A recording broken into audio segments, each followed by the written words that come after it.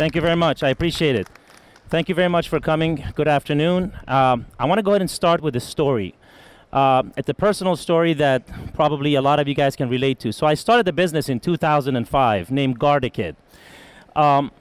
This was a child safety and children's identification business. So what we did is we went to schools and we provided parents with an opportunity to have an identification of their child on hand in case their child went missing. And we produced a set of digital and printed IDs for parents so that in case their child went missing, they had an easy way to transmit that child's information to the authorities. So that business grew very, very fast. Naturally, this is something that every parent needs. So we started doing this in daycares, in elementary schools, in middle schools throughout the Miami region.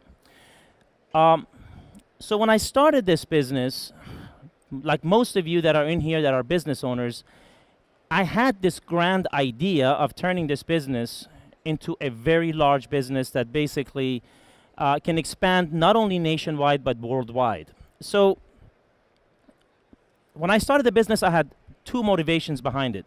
Number one, I had my own young children at the time. This is 2005. They're no longer young anymore. Well, they're young, but they're not kids anymore. But so the product I could relate to. It's something that I needed for my own kids.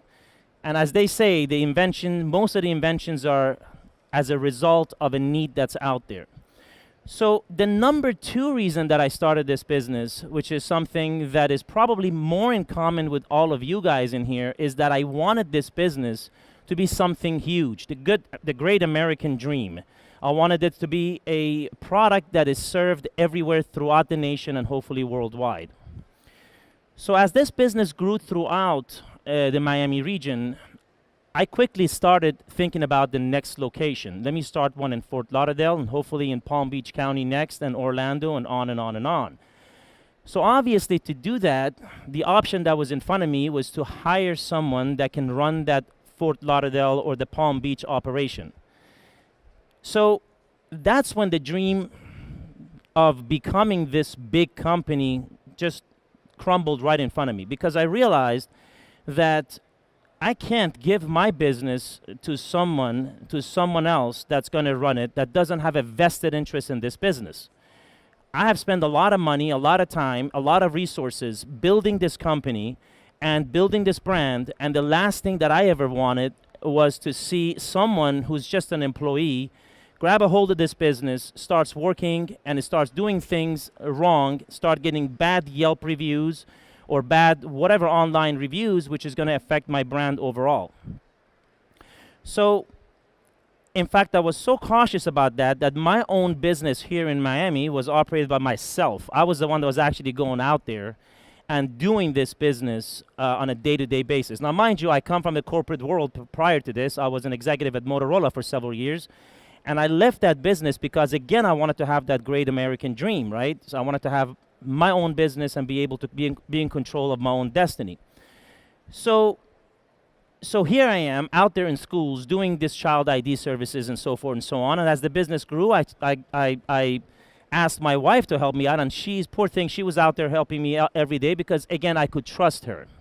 I knew that she wasn't going to destroy my product, my brand. And then, of course, as the business grew, I started utilizing my friends.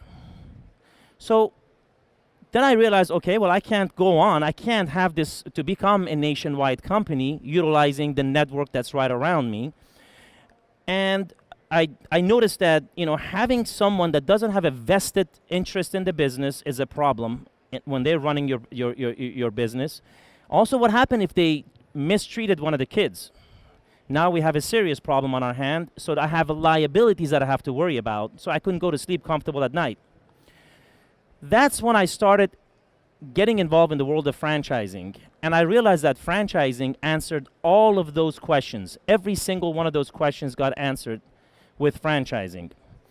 So I'm going to talk about that in a second. I'm going to tell you exactly how franchising works.